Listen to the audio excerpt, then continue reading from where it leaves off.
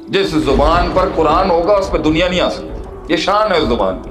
دنیا اس کے منہ سے نکل ہی نہیں سکتی جس کی زبان پہ قرآن ہوتا ہے. اور اگر قرآن پڑھ رہا ہے اور تزکیہ نہیں ہو رہا اس سے اس کا، سر یہ تو بڑا مریض ہے، بہت بڑا مسئلہ ہے کہ قرآن پڑھا جائے اور دل شیشے کی طرح صاف نہ ہو. قرآن پڑھنے والا ہو مگر شہرت کا بھوکا ہو. تو نبیوں نے آ کے اس قرآن سے تزکیہ کیا، لائٹیں بند کر کے اللہ کی ضربیں نہیں لگوائیں. یہ بڑا مسئلہ ہے اس قوم.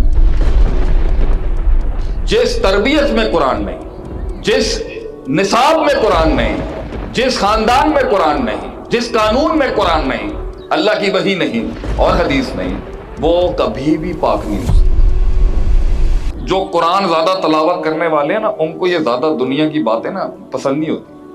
ایک آدمی کے قرآن کے لیول کا چیک یہاں سے لیا جا سکتا ہے کہ اس کی زبان پر بات کیا اور کتنی بات ہے.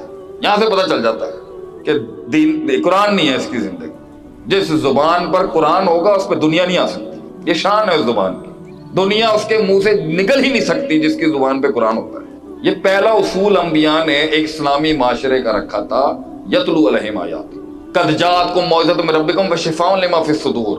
اگلا جو مسئلہ ہے نا، دوسرا کام نبیوں نے کیا کیا؟ آ کے قوموں کو تلاوتیں کی، قرآن سنایا، پھر ان کے اندر کی نفسیاتی ناپاکیوں کو صاف کیا، ان کے نفس کی غلاظتوں کو پاکیزہ کیا، یزکی ہیں، تزکیہ نفس کیا. تو اگر قرآن کی تلاوت نہیں ہے کسی گھر میں، کسی جسم میں، کسی سینے میں، خلاص. اور اگر قرآن پڑھ رہا ہے اور تزکیہ نہیں ہو رہا اس سے اس کا، سر یہ تو بڑا مریض ہے، بہت بڑا مسئلہ ہے کہ قرآن پڑھا جائے اور دل شیشے کی طرح صاف نہ ہو. یہ تو بڑا مسئلہ ہے. قرآن پڑھنے والا ہو مگر شہرت کا بھوکا ہو. قرآن پڑھنے والا ہو اور کثرت الضحک، کثرت الکلام و کثرت النوم. اور کثرت النوم، زیادہ سونے والا ہو، زیادہ ہنسنے والا ہو، زیادہ پھٹنے والا ہو اور قرآن پڑھتا ہو. یہ ممکن نہیں ہے. جتنے بھی زاہدین گزرے ہیں، زہد کے اماموں کی کتب کے اندر یہ منافی ہے. قرآن بھی چلتا ہو اور زبان دوسری چیزوں پر چلے. یہ مشکل کام ہے، ممکن نہ ہے، یہ مشکل ہے. یہ تو نبیوں نے آ کے اس قرآن سے تزکیہ کیا، لائٹیں بند کر کے اللہ کی ضربیں نہیں لگوائیں. یہ بڑا مسئلہ ہے اس قوم میں کہ جب یہ کوئی رہبر بھی تلاش کرنے جاتے ہیں نا، تو ان کو وہ چاہیے جس کے ساتھ جڑے ہوئے کچھ عجیب و غریب ملفوظات، عجیب و غریب ششکے بازیاں.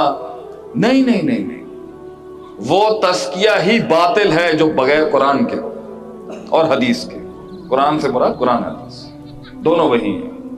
جس درس میں قرآن نہیں، جس دستور میں قرآن نہیں، جس تربیت میں قرآن نہیں، جس نصاب میں قرآن نہیں، جس خاندان میں قرآن نہیں، جس قانون میں قرآن نہیں، اللہ کی وحی نہیں اور حدیث نہیں، وہ کبھی بھی پاک نہیں ہو سکتا.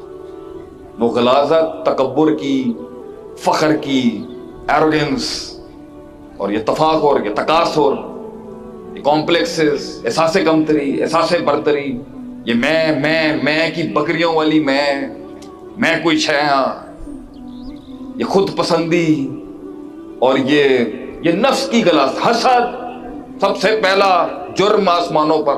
حسد، بغض، کینہ، یہ ہو ہی نہیں سکتا قرآن پڑھنے سے. قرآن تو چھرے چلاتا ہے انسان کی ان غلاظتوں پہ، امراض القلوب پر چھرے چلاتا ہے قرآن.